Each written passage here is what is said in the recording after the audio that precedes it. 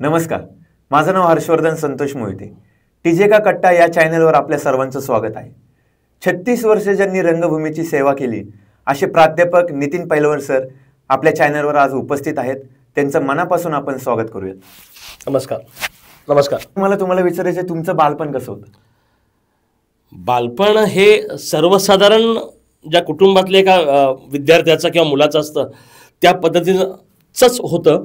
कारण माझे बाबा लहानपणीच वारले होते आणि आम्ही पुण्यातील रास्तापेठेत राहायला होतो. राजा धनराज गिरजी हायस्कूल रास्तापेठेतली एक चांगली शाळा अजूनही आहे आणि त्या शाळेत माझं 1ली ते 12वीपर्यंतचं शिक्षण झालं. पण तिथं एक होतं की तिथं नाट्यक्षेत्राची चळवळ खूप चांगल्या पद्धतीनं कार्यरत होती. त्यामुळे तिथं माझे सिनियर जे विद्यार्थी होते त्यांचं नाटक म्हणा, त्यांचा अभिनय बघता बघता कुठंतरी मनामध्ये अशी ओढ निर्माण झाली की अरे आपणही बालनाट्य केलं पाहिजे किंवा आपणही नाटक केलं पाहिजे. आणि त्याच्यामुळं मग नाटकाशी माझं नाळ जुळत गेली. आणि सर म्हणजे अभिनयाकडे कसे वळालात? म्हणजे मला आठवतं 1985 साली कुमार आहेर नावाचा आमचा एक सिनियर विद्यार्थी, त्यांनी बिघडले घराचे दार नावाचं एक एकांकिका केली होती आणि त्याच्यामध्ये त्यांनी एक मावल्याची भूमिका केली होती. ती मावल्याची भूमिका इतकी अप्रतिम होती की मला असं वाटलं की आपणही याच्यासारखाच अभिनय केला पाहिजे.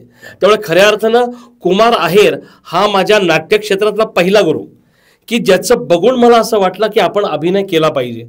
आणि मग त्याच्याच संस्थेमध्ये मी जॉईन झालो आणि या क्षेत्राशी 1986 मध्ये खऱ्या अर्थानं माझी सुरुवात झाली. वा, छान. आणि बालनाट्यच का करूशी वाटलं म्हणजे तुम्हाला पहिली? बालनाट्य का करूशी वाटलं याचं कारण सांगतो. मी नाटकाशी संबंधित राहिलो होतो 86 सालापासून, पण घरात गरिबीची परिस्थिती असल्यामुळं माझे समकालीन अभिनेते जे होते प्रसाद ओक, सुबोध भावे, उपेंद्र लिमये हे सगळेजण आणि आम्ही बालनाट्य, एकांकिका, पुरुषोत्तम करंडक ह्या सगळ्या स्पर्धा आम्ही करत होतो. पण होतं काय, त्यावेळेस माझी घरची आर्थिक परिस्थिती चांगली नसल्यामुळं मला या क्षेत्राशी थोडा संबंध तोडावा लागला. पण ही माझी सहकारी मंडळी सगळी मुंबईला निघून गेली. मुंबईला निघून गेल्यानंतर हे आपापल्या चित्रपटसृष्टी, सिरियल्स, नाटक याच्यामध्ये कार्यरत राहिली आणि यांच्या फॅमिलीनी जवळजवळ 5 ते 10 वर्ष यांना पोसलं, सांभाळलं. माझ्याकडे तशी परिस्थिती नव्हती. त्यामुळे मला प्राध्यापक होणं गरजेचं होतं आणि माझ्या कुटुंबाची जबाबदारी घेणं गरजेचं होतं. त्यानंतर मी ती जबाबदारी घेतली. ऑल दी बेस्ट नावाचं नाटक आलं 1992-93च्या सुमारास. राज ठाकरेंचे सासरे बुवा मोहन वाघ म्हणजे त्यावेळेसचे खूप मोठे नाट्य निर्माते, जे प्रभाकर पणशीकर आणि मोहन वाघ हे खूप मोठे नाट्य निर्माते होते. मी ऑल दी बेस्टच्या इंटरव्ह्यूला गेलो कारण त्यांना 2 टीम तयार करायच्या होत्या. एक भरत जाधव, अंकुश चौधरी, संजय नार्वेकर आणि दुसरी टीम पुण्यातनं त्यांना करायची होती. म्हणून मी इंटरव्ह्यूला गेलो. माझा इंटरव्ह्यू पण घेतला. पण त्याच वेळेस काय झालं, मी शिक्षक म्हणून जॉईन झालो होतो कॅम्प एज्युकेशन सोसायटीमध्ये, निगडी प्राधिकरणामध्ये. आणि मोहन वाघ म्हणाले की बाळा तू ॲक्टर खूप चांगला आहेस, पण माझे महिन्यातले 30 प्रयोग असतात. तू नोकरी सोडणार असशील तर मी तुला इथे काम देतो. माझ्यासमोर आपासून प्रश्न होता की नाटक का नोकरी आणि कुटुंब. तर मग मी कुटुंबाला महत्त्व दिलं आणि त्या नोकरीला महत्त्व दिलं आणि मोहन वाघांना सांगितलं की सर मी इतके दिवस नाटक करू शकत नाही. कारण तेव्हा फक्त 100, 150, 200 रुपये फक्त मानधन मिळायचं मोहन वाघांकडं. कारण मोहन वाघांचं नाव खूप मोठं होतं, त्याच्यामुळं पण प्रयोगही भरपूर असायचे. त्यामुळं मग मी थांबलो. मग माझी आवड मला स्वस्थ बसून देत नव्हती. मग एप्रिल-मे महिन्यात शिक्षकांना सुट्टी असते आणि तेव्हा मग मी बालनाट्य करायला लागलो. आणि आजतागायत एप्रिल-मे महिना आला की माझे 14 एप्रिलला बालनाट्य सुरू होतात. असं बालनाट्याशी माझा संबंध आला. वा वा, क्या बात आहे सर. माझा पुढचा प्रश्न आहे की नाट्यकलेत औपचारिक प्रवेश कसा झाला म्हणजे तुमचा? सांगितलं ना, कुमार आहेर बिघडले घराचे दार नावाचा बालनाट्य करत होता. ती दलित रंगभूमीची चळवळ होती. बरं. आणि त्या दलित रंगभूमीमध्ये मला प्रवेश मिळाला कुमार आहेर यांच्यामुळं. त्याच्यामध्ये आंबेडकरांचं एक नाटक होतं. त्या नाटकात फक्त एकच वाक्य होतं की मी घरात येऊ का, हे एकच वाक्य त्या नाटकात होतं. आणि ते वाक्य बोलण्यासाठी आम्ही 3 महिने रिहर्सल केली. राज्यनाट्य स्पर्धेला 1988 साली आम्ही त्या स्पर्धेत उतरलो होतो आणि दलित रंगभूमीला त्यावेळेस पुरस्कार मिळाला होता. आणि तिथून खऱ्या अर्थानं मोठ्या नाटकांमध्ये दलित रंगभूमीच्या माध्यमातून माझा प्रवेश झाला. अच्छा. तर अशी ही सुरुवात झाली. हे तुमचं पहिलं नाटक होतं. बरोबर. तर ह्या नाटकाने तुम्हाला काय शिकवलं आणि काय अनुभव देऊन गेला? सगळ्यात महत्त्वाचं म्हणजे त्या लोकांची नाटकाच्या प्रती असलेली संवेदनशीलता म्हणा किंवा एकाग्रता म्हणा किंवा एक लगन म्हणा. 7 वाजता प्रॅक्टिस सुरू झाल्यानंतर 2-2 वाजेपर्यंत ते प्रॅक्टिस करायचं एक ती घटना. पण सगळ्यात महत्त्वाचं म्हणजे की तो जो विषय त्यांनी हाताळला होता की समाजात दलित मानवावरती म्हण किंवा दलितांवरती जे अत्याचार केले जातात त्या अत्याचारांना वाचा फोडण्याचं नाटक ते बसवलं गेलं होतं. आणि ते बघितल्यानंतर तेव्हा माझं वय जस्ट 20-21 वर्ष वयाचं होतं. आणि तेव्हा मला कळालं की अरे बापरे, असंही असतं. कारण तेव्हा माझं विश्व काय होतं, शाळा आणि घर. त्यामुळे नाटकाच्या या माध्यमातून दलित लोकांवरती एवढे अत्याचार होतात किंवा त्यांना त्रास दिला जातो समाजातल्या काही तथाकथित लोकांकडनं. तर त्याच्यामुळं माझ्या मनात असा प्रश्न आला की बापरे, याच्यासाठी का आपल्याला वेगळं काही करता येऊ शकेल का, हा त्या मनात आलेला त्यावेळेसचा विचार होता. आणि त्या सगळ्या लोकांशी वावरताना मला असं वाटलं की आपण या क्षेत्रात राहावं आणि दलित रंगभूमीच्या बरोबरच काम करावं. आणि जवळजवळ मला वाटतं मी 91-92 पर्यंत दलित रंगभूमीशी संबंधित होतो. आणि मग कुमार आहेर यांच्या मार्गदर्शनाखाली 4 ते 5 वर्ष आम्ही दलित रंगभूमीच्या माध्यमातून नाटकं करायचो. कोरेगाव भीमा मला आठवते, खट्याळ गोंद्या नावाचं आम्ही बालनाट्यही केलं होतं. आणि बरीचशी नाटकं पण एक विषय ठरलेला होता, दलितांवरचाच विषय आम्ही घ्यायचो, बाहेरचा कुठलाही विषय आम्ही घेत नव्हतो. त्यामुळे 5 वर्ष 91 पर्यंत मी दलित रंगभूमीशी कार्यरत होतो. आणि तेव्हा निश्चित झालं की आपण नाटकाशीच नाळ जोडायची असं त्यावेळेस ठरवलं. पण भविष्यामध्ये जसजशी परिस्थिती बदलत गेली, म्हणजे एक कुटुंबाची जबाबदारी जसजशी वाढत गेली, तसतसं नाटकाशी थोडा दूर होत गेलो. आणि मग फक्त एप्रिल-मे महिना बालनाट्य एवढंच मी माझं कार्यक्षेत्र मर्यादित ठेवलं. तुमच्या कामावर प्रभाव टाकणारी व्यक्ती म्हणजे तुमच्या आयुष्यातील गुरु कोण? प्रभाकर पणशीकर, नटश्रेष्ठ प्रभाकर पणशीकर. त्यांना लोक आदराने बाबा म्हणतात.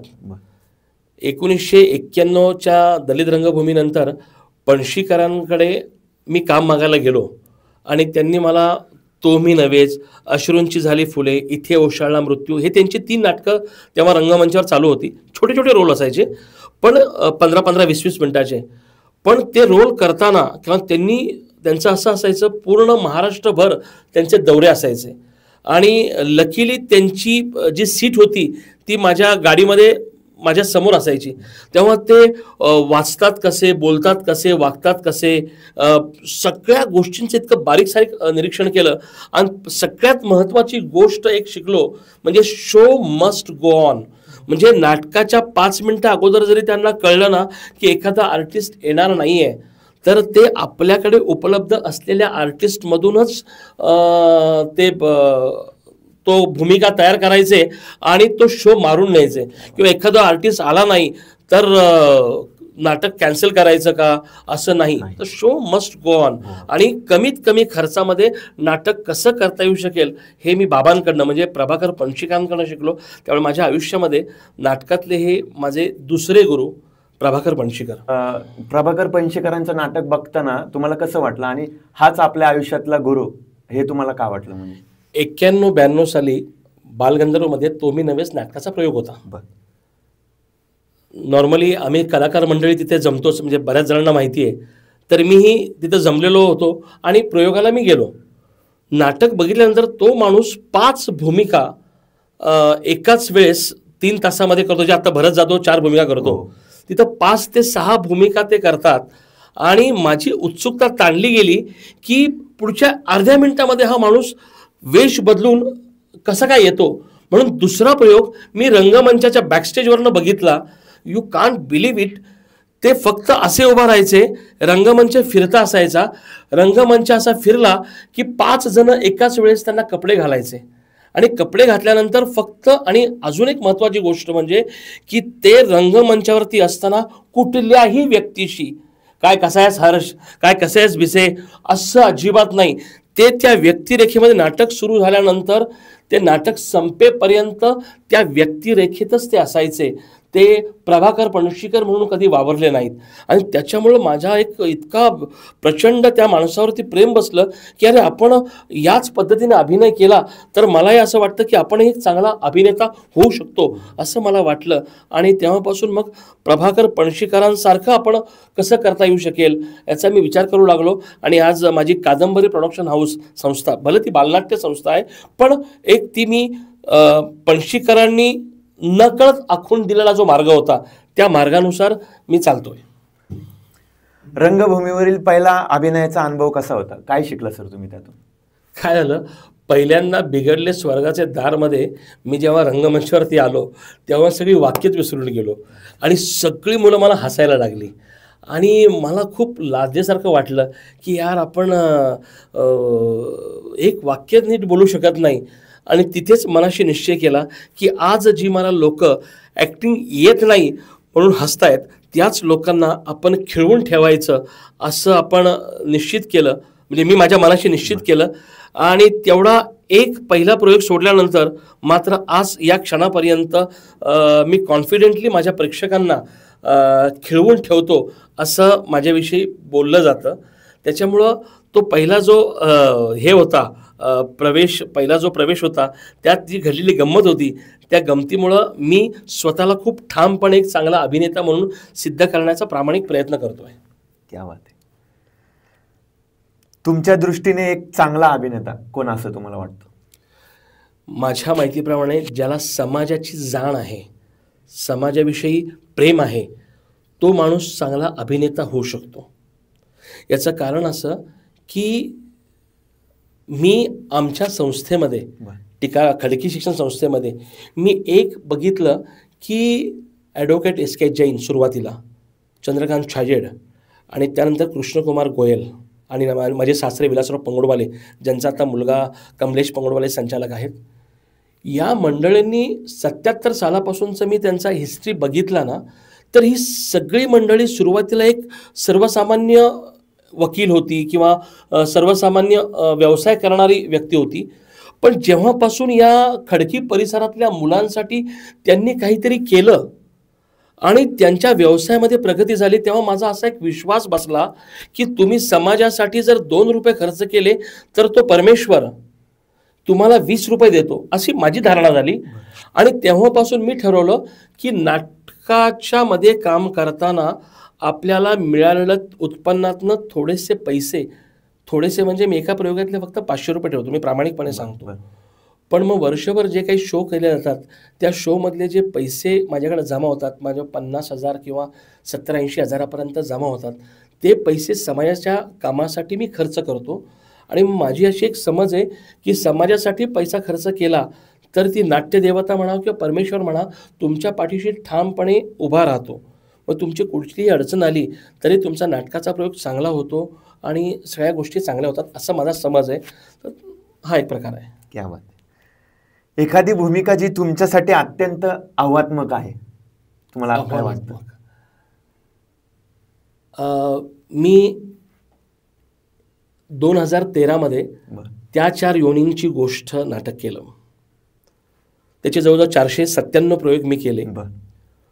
पण जेव्हा हे नाटक रंगमंचावरती मी आणलं तेव्हा सुरुवातीला पहिल्या 2 प्रयोगापुरतं की तुम्ही स्त्रियांच्या विषयी इतकं वेगळं नाटक आणलेलं आहे की ज्या विषयावरती पुरुषसुद्धा बोलायला लाजतात त्यात स्त्रियांच्या विषयी तुम्ही हे नाटक रंगमंचावरती आणताय.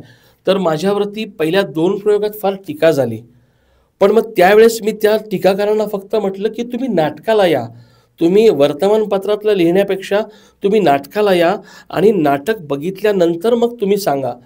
ती मंडळी 3ऱ्या प्रयोगाला नाटकाला आली आणि त्यांनी ते नाटक बघितल्यानंतर त्यांनी माझी जी माउथ पब्लिसिटी केली, वर्तमानपत्रातनं पब्लिसिटी केली, आज 497 प्रयोग त्या नाटकाचे झालेले आहेत. तर त्या नाटकामध्ये मी डॉक्टरची भूमिका करत होतो आणि डॉक्टरची भूमिका करत असताना ज्या गोष्टी मला ऑडियन्सला सांगायच्या होत्या त्या गोष्टी इतक्या विचित्र म्हणण्यापेक्षा ते शब्द तुम्ही सर्व मित्रांमध्ये सुद्धा तुम्ही नीट बोलताना लाजू शकता ते मला 800-900 प्रेक्षकांसमोर कंटिन्युअसली बोलायचे होते.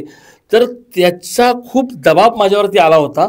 पण माझ्यासाठी ती भूमिका खूप आव्हानात्मक होती आणि ती भूमिका खूप चांगल्या पद्धतीने केल्यानंतर तुम्ही विश्वास करणार नाही, 400 ते 500 महिलांचे मला नाटक संपल्यानंतर फोन यायचे की सर तुम्ही स्टेजवरती डॉक्टरची भूमिका करताना ही भूमिका मांडली किंवा हे असं सांगितलं, हे कितपत खरं आहे किंवा आम्हाला पटवून सांगा. आणि त्या फोनवरती त्यांना मी सांगितल्यानंतर त्यांचे नंतर मला 15-15, 20-20 दिवसांनी फोन यायचे की तुम्ही सांगितलेल्या गोष्टींमुळं आमचा संसार सुखाचा झाला, माझा नवरा माझ्याकडे वेळ देऊ लागला आणि आमचा संसार सुखाचा चाललेला आहे. तर ती गोष्ट, ती भूमिका, डॉक्टरची भूमिका माझ्यासाठी फार आव्हानात्मक होती. सर तुम्ही त्यातले काही वाक्य आमच्या प्रेक्षकांसाठी घेऊ शकता? वाक्य म्हणण्यापेक्षा मी त्या नाटकात सगळ्यात महत्त्वाचं म्हणजे की स्त्री आणि पुरुषाचे संबंध फक्त शारीरिक नसतात. त्यात मी एक प्रश्न विचारला होता किंवा डॉक्टर म्हणून जेव्हा मी तिथे येतो आणि 6 लेडीज तिथे असतात आणि मी माझ्या मिसेसचा माझ्या बायकोच्या मैत्रिणींच्या पार्टीमध्ये मी तिथे आलेलो असतो आणि त्यांना मी एक सहज प्रश्न विचारतो की तुम्ही प्रामाणिकपणे सांगा, आपल्या नवऱ्याला दिवसभरामध्ये तुम्ही किती वेळा स्पर्श करता? प्रत्येक स्त्री विचार करू लागली आणि काही जणी म्हटल्या आम्ही दिवसभरात स्पर्श करतच नाही, 3-3 दिवस आम्ही नवऱ्याचा स्पर्शच होत नाही. तर मी त्यांना ह्यात सांगितलं की असं नसतं, फक्त सेक्स करणं याच्याशी कुटुंब नसतं, तर साध्या साध्या स्पर्शातनं सुद्धा तुमचा कुटुंबातलं एकमेकांवरचं प्रेम हे अधोरेखित होत असतं. कशी आहेस, हात लावला, जाताना नवऱ्याला मिठी मारणं सुद्धा खूप गरजेचं असतं, असं मी त्यांना त्या माझ्या नाटकात सांगितलंय. ते म्हणे मिठी? मी तर म्हटलं मिठी तुम्ही एकांतात नका मारू, आपल्या मुलाबाळांसमोर मिठी मारा, म्हणजे त्या मुलाबाळांना कळेल की आपले आईबाबा आपल्यावर किती प्रेम करतात. आणि जेव्हा नवरा कामासाठी बाहेर पडतो तेव्हा अनेक स्त्रिया असतात, अनेक काही प्रलोभने असतात, पण ज्या वेळेस नवऱ्याचा स्पर्श बायकोला किंवा बायकोचा स्पर्श नवऱ्याला असतो तेव्हा तो बाहेर पडल्यानंतर जर काही चुकीची प्रलोभने समोर आली तर तो विचार करतो, नाही माझी बायको माझ्या घरी आहे, माझी वाट बघतीये, ती माझ्यावर खूप प्रेम करतीये. हे त्यातनं सिद्ध होतं. कुठल्यामुळं? स्पर्शामुळं. त्यामुळं मी माझ्या नाटकाच्या माध्यमातून स्पर्श, स्त्रियांनी पुरुषाला केलेला स्पर्श म्हणजे बायकोनी नवऱ्याला केलेला स्पर्श आणि नवऱ्यानं बायकोला केलेला स्पर्श हा कुटुंब चांगलं ठेवण्यासाठी अत्यंत महत्त्वाची भूमिका पार पाडत असतो, हे मी त्यातनं सांगितलेलं आहे. क्या बात आहे. मला तुम्हाला हा प्रश्न विचारायचा आहे, रिहर्सल प्रक्रियेत तुम्ही कोणत्या तंत्राचा वापर करता? बालनाट्य क्षेत्राशी संबंधित जर हा प्रश्न पहिल्यांदा आहे असं मी गृहीत धरतो. हो अगदीच. मी खूप वेगळी पद्धत वापरतो. म्हणजे आमचा राकेश परदेशी, ऋतिक रास्ते, आमच्या महाविद्यालयातले विद्यार्थी, इव्हन हर्ष, अजून तू माझ्याकडे आला नाहीस, पण अभिजित पेचे, ही मुलं माझ्याकडे आहेत. तर माझी एक साधी सिंपल पद्धत अशी आहे की माझी नाटकाची स्क्रिप्ट फक्त 9 ओळींची असते, पण नाटक आम्हाला 2.5 तास करायचं असतं. मी सध्या माझं टेडी बिअरच्या जंगलात खट्याळ चिंटू हे नाटक लोकांना जास्त आवडतंय, पण तुम्ही बघायला गेलं तर या नाटकाची माझ्याकडे स्क्रिप्टच नाही आहे. फक्त 9 ओळींची कॅचलाईन असते आणि त्या कॅचलाईनवरनं मी कलाकारांना समोर बसवतो, हे तुझं वाक्य, हे तुझं वाक्य, हे तुझं वाक्य, हां चला म्हणा, चला हे वाक्य करा, अशी आमची रिहर्सल असते. आणि ती रिहर्सलच्या माध्यमातून काय असतं, आजकालची मुलं सगळी इंग्लिश मिडियममध्ये आहेत, मराठी त्यांना वाचता येणं फार कठीण असतं, ही वस्तुस्थिती आहे. त्याच्यामुळं मग मी हा तोडगा काढला की तोंडी वाक्य प्रॅक्टिस करून घ्यायची आणि त्या माध्यमातून स्क्रिप्ट डेव्हलप करायची, आणि ते तंत्र माझ्यासाठी फार उपयुक्त ठरलं आहे. त्यामुळं माझ्या नाटकामध्ये काम करणारं जी कलाकार मंडळी त्यातल्या 80% कलाकार ही इंग्रजी माध्यमातले असतात, पण तरी मराठी खूप चांगलं बोलतात. केवळ तोंडी प्रॅक्टिस करून घेणं ही माझी एक पद्धत आहे आणि त्यात मी यशस्वी ठरलो आहे. म्हणजे इम्प्रोव्हायझेशन करता. हो. क्या बात आहे.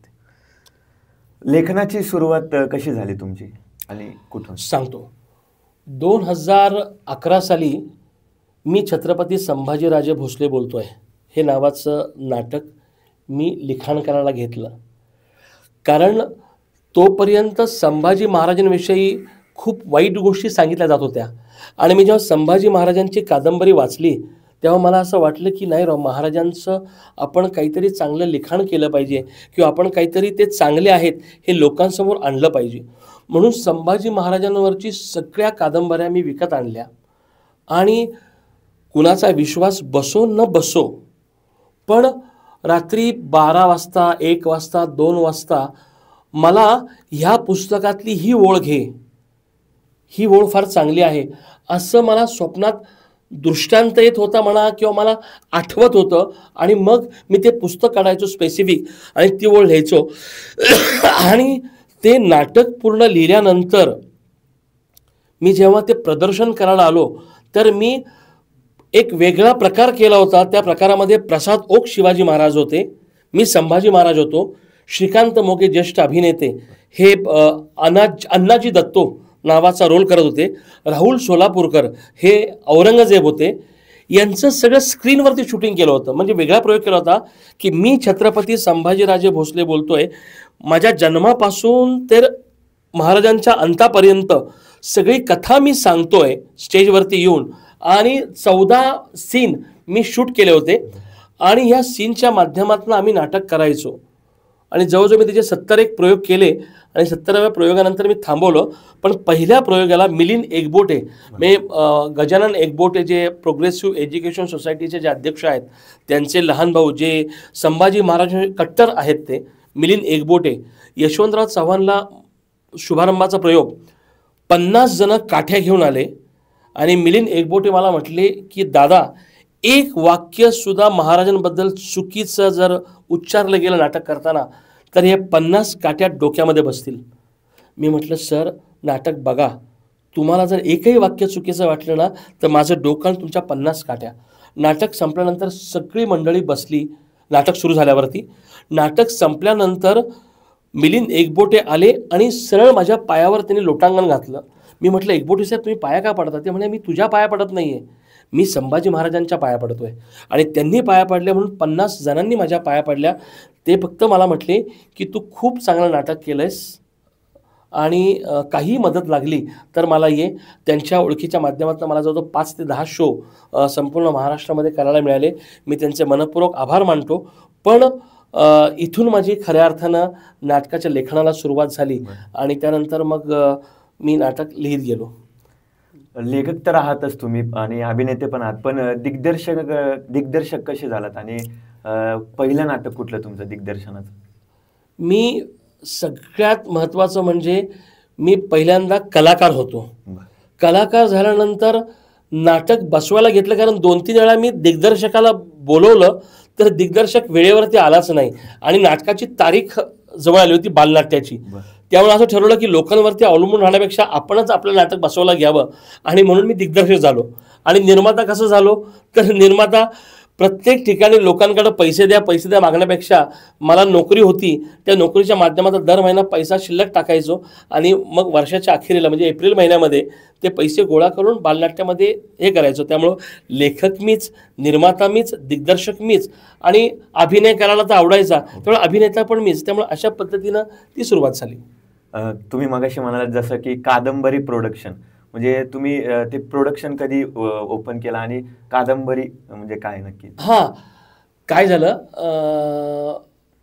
कादंबरी हे नाव मुलीचं मला फार आवडतं आणि मला असं वाटलं की कादंबरी नाव आपण संस्थेला द्यावं आणि मी ते नाव दिलं. आणि ते नाव दिल्यानंतर नकळत का होईना प्रयोग चांगले व्हायला लागलेत, त्यामुळे मग कादंबरी. आणि ज्यावेळेस मी संभाजीराजे भोसले बोलतो हे नाटक केलं, हे दृकश्राव्य माध्यमाचं नाटक होतं, म्हणून मग मला सांगण्यात आलं की कादंबरी प्रोडक्शन हाऊस असं नाव द्या आणि म्हणून कादंबरी संस्थेचं मी कादंबरी प्रोडक्शन हाऊस असं नाव केलं. अच्छा, क्या बात आहे. एखादं नाटक लिहिताना तुमची प्रक्रिया काय असते? सांगतो. त्या 4 योनींची गोष्ट नाटक जेव्हा मला लिहायचं होतं तर मी जवळजवळ 60 ते 65 स्त्रियांशी मी बोललो. या सगळ्या स्त्रिया ज्या होत्या त्या माझ्या ओळखीच्या होत्या. त्यातले काही शिक्षक होते, काही प्राध्यापक होते, काही आजूबाजूच्या स्त्रिया होत्या. आणि मी त्यांना प्रामाणिकपणे सांगितलं की मी सेक्स या विषयावरचं नाटक लिहितोय. त्यांचा माझ्यावरती विश्वास होता. या 65 स्त्रियांशी बोलणं केल्यानंतर मी जे नाटक लिहिलं आणि नाटक मला सांगायला अभिमान वाटतो की जर 800 प्रेक्षक असतील तर त्यातले 750 प्रेक्षक ह्या स्त्रिया होत्या. सुरुवातीचे 100 प्रयोगात फक्त पुरुष होते प्रेक्षक, की सेक्स विषयावरचं नाटक आहे, स्त्रिया यायला घाबरायच्या. पण पहिल्या 100 प्रयोगानंतर जेव्हा स्त्रियांना कळलं की हे नाटक स्त्रियांवरती आहे आणि अशा अबोल विषयावरती आहे, तर त्याच्यामुळं स्त्रियांचा ऑडियन्स वाढला आणि 800 प्रेक्षक असतील तर 750 या स्त्रिया असायच्या पुढच्या 100 प्रयोगानंतर. आणि नंतर नाटक संपल्यानंतर स्त्रिया येऊन मला भेटायच्या आणि म्हणायच्या, तुम्ही आमच्या मनातलं बोललात, आता हे नाटक आम्ही आमच्या नवऱ्याला दाखवू. म्हणजे ज्या गोष्टी आम्ही नवऱ्याशी मनमोकळेपणानं बोलत नाही, कारण स्त्रिया ह्या अबोल असतात, त्या बोलू शकत नाही, या विषयावर तर नाहीच बोलू शकत. मग त्यांच्या अपेक्षा आणि गरजा काय असतात ह्या त्या कधीच बोलत नाहीत. त्यामुळं त्या नवऱ्याकडं सेक्स विषयाच्या अपेक्षा आणि गरजा कशा बोलणार. त्यामुळे त्या म्हटल्या की हे नाटक बघायला आम्ही आमच्या प्रेक्षकांना आणतो, आमच्या नवऱ्याला आणतो. आणि मग त्या नवऱ्याला आणल्यानंतर, नवऱ्याला कळल्यानंतर त्यांच्यातला जो बदल झाला नवऱ्यामधला, तो मला लेडीज प्रेक्षक फोन करून सांगायचे की सर, तुमच्यामुळं आमचा संसार सुखाचा झाला. नेमक्या आमच्या स्त्रियांच्या अपेक्षा काय असतात हे आमच्या नवऱ्याला कळालं आणि आमचा घटस्फोट होणारा संसार किंवा आमच्यात वादविवाद होणारे गोष्टी तुमच्या नाटकामुळं हे झाला. त्यामुळं या नाटकाचा समाजासाठी खूप मोठा फायदा झाला. समाजातील कोणते मुद्दे तुमच्या लिखाणाला सर्वाधिक आकार देतात? आता खरं सांगू का, मी एवढा सखोलपणे मी नाही गेलो, पण मी सांगितलं दलित रंगभूमीच्या 5 वर्षाच्या त्यांच्याबरोबर काम करताना त्या लोकांवर जो अन्याय होत होता किंवा त्यावेळेस, कारण 90-91 म्हणजे 35 वर्षापूर्वीचा काळ, आत्ता काळ खूप बदलला आहे, पण त्यावेळेस ज्या गोष्टी घडत होत्या त्या गोष्टी समाजात घडू नये. कारण तेव्हा माझं 22-23 वय होतं, मी एक तरुण होतो. पण यथाअवकाश समाज बदलत गेला आणि या समाजातल्या लोकांना मान मिळत गेला. त्याच्यामुळं मला असं वाटतं की आता समाजातल्या लोकांवरती अत्याचार किंवा अन्याय होऊ नये याचा मी त्या दलित रंगभूमीच्या कालखंडामध्ये जो अभ्यास केला होता किंवा पाहिलं होतं, तर मी तो विचार केला की भविष्यामध्ये लिखाण करताना, शक्यतो लिखाण करताना कुठल्याही पात्रावर म्हणा किंवा कुठल्याही व्यक्तीवर किंवा कुठल्याही समाजावरती आपल्याकडनं लिखाणातनं अन्याय होणार नाही याची काळजी घ्यायची. जे काही गोष्टी समाजासमोर मांडायच्या आहेत त्या इतक्या चांगल्या पद्धतीने मांडल्या पाहिजेत की समाज म्हटलं पाहिजे अरे हे खूप चांगलं आहे. तर हा विचार मी माझ्या जीवनाशी निगडीत केलेला आहे, लक्षात ठेवा. क्या बात आहे. आजच्या मुलांमध्ये नाटकाबद्दलची उत्सुकता तुम्हाला कशी जाणवते? हां, आत्ता काय झालं आहे की लहान मुलं ही बालनाट्याकडे ओढली गेली पाहिजेत असं माझं प्रांजळ मत आहे.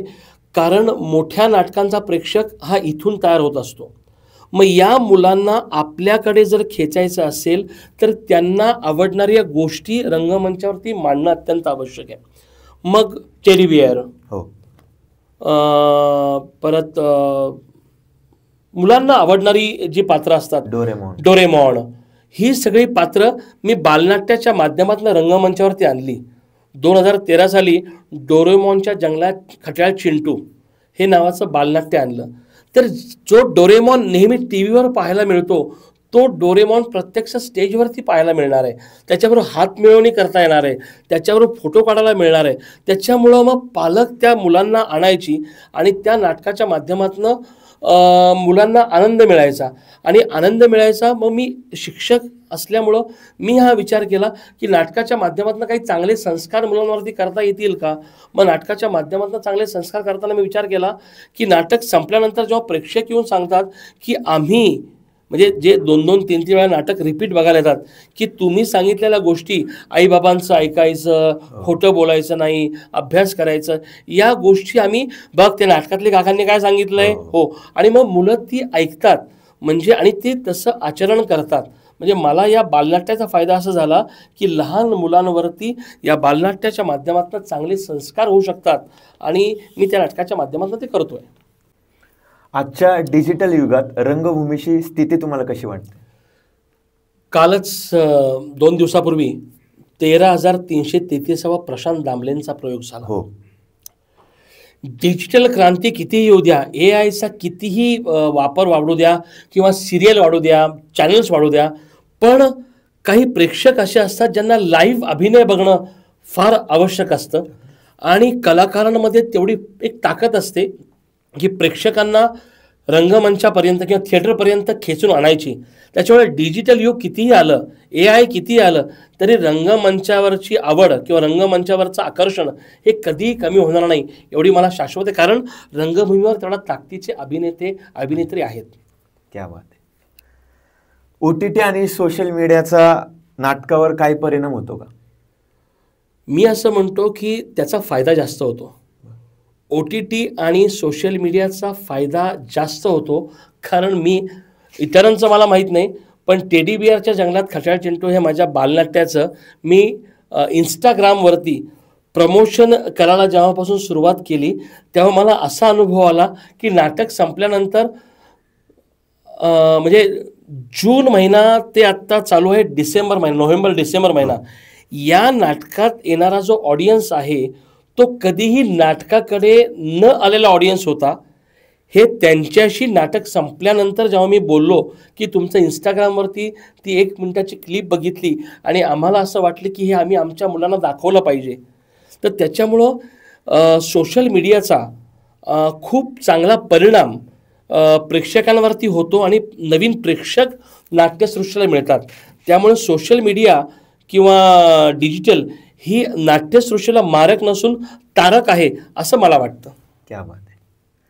तुम्हाला मिळालेली एखादी अविस्मरणीय दाद आठवते का? मी सांगितलं ना की त्या 4 योनींची गोष्ट नाटकामध्ये सकाळ पेपर्सच्या नागपूर विभागाच्या प्रमुख होत्या त्या 14-15च्या कालावधीमध्ये. आणि आमचे 2 प्रयोग होते तिथे, संध्याकाळी 6 वाजता आणि 9 वाजता. 6 वाजता त्या बाई नाटकाला आल्या होत्या, प्रमुख होत्या त्या तिथल्या. आता त्यांचं नाव मला आठवत नाही किंवा नाव आत्ता मला सांगणं योग्य वाटत नाही.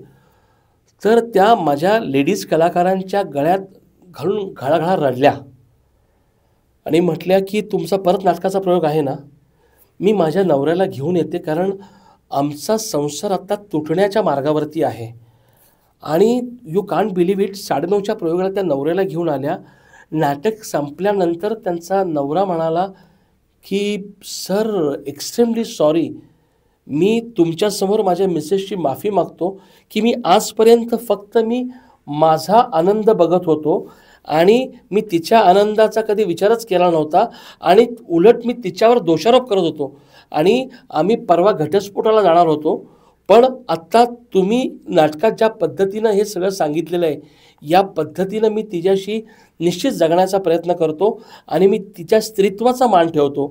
आणि त्याच्यानंतर तुम्ही विश्वास करा नाही, 3 महिन्यानंतर त्या बाईंचा मला फोन आला होता की जे आमच्या घरामध्ये घटस्फोट होऊन आम्ही एकमेकांपासून दूर होणार होतो, आमची मुलं 15-15 वर्षाची होती, तो संसार तुमच्या नाटकामुळं आमचा वाचला आणि आज आम्ही चांगले एकमेकांशी कनेक्ट आहोत. ही अविस्मरणीय दाद माझ्या नाटकामुळं असं मला वाटतं. क्या बात आहे. सध्या कोणत्या प्रकल्पांवर तुमचं काम सुरू आहे? लाडकी नावाचं माझं एक मोठं नाटक, माझं लिखाण पूर्ण झालेलं आहे आणि अनामिका या 2 विषयावरती लिखाण माझं पूर्ण झालेलं आहे आणि सेन्सॉरला त्या 2 स्क्रिप्ट गेलेल्या आहेत. लवकरच त्या स्क्रिप्ट सेन्सॉर होऊन जेव्हा परत येतील तेव्हा त्याच्यावर मी काम सुरू करतो आहे. बघूया आता कधी ते सुरू होईल. ते म्हणजे एकांकिका आहे का 2? नाही, 2 अंकी नाटक आहे आणि खूप चांगलं लिखाण झालेलं आहे. कारण मी माझ्या सहकारी मित्रांमध्ये वाचून दाखवल्यानंतर त्यांनी मला असं सांगितलं की आजपर्यंत हे विषय आम्ही फक्त सिनेमात बघितले होते, प्रत्यक्ष रंगमंचावरती हे ज्या पद्धतीनं तुम्ही लिखाण केलेलं आहे, खूप चांगलं लिखाण केलं आहे. आणि आता बघूया प्रेझेंटेशन कशा पद्धतीने मी करतो त्याच्यावर बरंच काय अवलंबून आहे. पण आत्ता तरी ती सेन्सॉरला स्क्रिप्ट गेलेली आहे, ती आल्यानंतरच कळेल. नक्कीच आम्हालाही बघायला आवडेल. भविष्यात कोणत्या प्रकारची नाट्य सर्जन करण्याची इच्छा आहे? मला सध्या तरी या क्षणाला असं वाटतंय, बालनाट्य तर दर मी एप्रिल-मे महिन्यात करत असतोच, पण समाजातली जे वेगवेगळे विषय आहेत, ज्या विषयाला हात घालताना खूप गांभीर्याने विचार करावा लागतो की हे विषय मांडताना समाज मानसावरती काय परिणाम होऊ शकतो किंवा आपल्या नाटकामुळं समाजाविषयी काय परिणाम होऊ शकतो. आता भूमिका नाटक डॉक्टर बाबासाहेब आंबेडकरांवरती नाटक आहे. ते नाटक करताना सचिन खेडेकर यांनी सांगितलं की नाटक वाचताना एवढं काय वाटलं नाही, पण प्रत्यक्ष नाटक करताना मला इतकं काही चांगलं तर सचिन खेडेकर यांनी डॉक्टर बाबासाहेब आंबेडकरांचा थोडीशी भूमिका त्यामध्ये केलेली आहे. आणि भूमिका या विषयामध्ये भूमिका या नाटकामध्ये जो विषय मांडलेला आहे तो विषय समाजासाठी अत्यंत महत्त्वाचा आहे.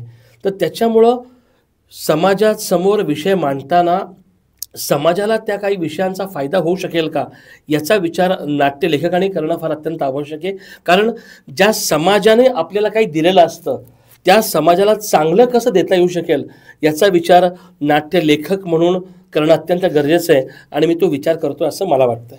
नव्या पिढीतील कलाकारांना, लेखक आणि दिग्दर्शकांना तुम्ही काय सल्ला देताल? मी एवढंच म्हणतो, हे क्षेत्र खूप वास्ट आहे, याच्यामध्ये संधी खूप आहेत. फक्त प्रेक्षकांना चांगलं हवं असतं. जर तुमची वाणी स्वच्छ असेल, तुमचं पाठांतर चांगलं असेल आणि तुमच्याकडे अभिनयाचे स्किल्स असतील तर तुम्ही चांगले अभ्यासू नट होऊ शकता, चांगले वाचन केलं तर चांगलं लेखन करू शकता आणि खूप नाटकं पाहिली तर चांगलं दिग्दर्शन करू शकता. कारण तुम्ही खूप पाहिल्यानंतर तुमच्या मनामध्ये एक वेगळं काहीतरी तयार झालेलं असतं.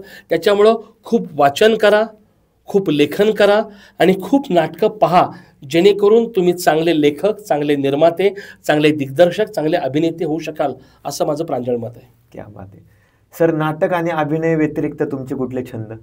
झाडांना पाणी घालणं. म्हणजे टिकाराम जगन्नाथ महाविद्यालयामध्ये आज एक छोटीशी बाग आम्ही जी केलेली आहे ती गेली जवळजवळ 20 वर्ष छोट्या छोट्या कुंड्यांच्या माध्यमातून मी ती बाग डेव्हलप केली होती आणि आज ती खूप छान दिसते. तर हा एक छंद आहे, झाडांना पाणी घालणं. क्या बात आहे. शेवटचा प्रश्न सर, प्रेक्षक आणि श्रोत्यांसाठी शेवटचा संदेश काय देऊ शकता? मी एवढंच म्हणतो की रंगभूमीवरती अत्यंत चांगले कलाकार आहेत. तुम्ही नाटक पाहायला या आणि तुम्ही नाटक पाहायला आल्यानंतर आम्ही तुमचं चांगलं मनोरंजन करू. तुमचे आशीर्वाद आम्हाला कायम मिळत राहो ही सदिच्छा. धन्यवाद. धन्यवाद सर. आज आपल्या टीजे का कट्टा या पॉडकास्टवर नितीन पैलवान सर आले होते. त्यांनी अतिशय सुंदर पद्धतीने माहिती दिली आणि आपला जीवन प्रवास सांगितला. धन्यवाद सर. खूप छान वाटलं तुमच्याशी बोलून आणि तुमच्याकडून खूप चांगली माहिती मिळाली. नक्कीच नव्या कलाकारांना याचा चांगला उपयोग होईल. धन्यवाद मंडळी. भेटूयात पुढील. धन्यवाद.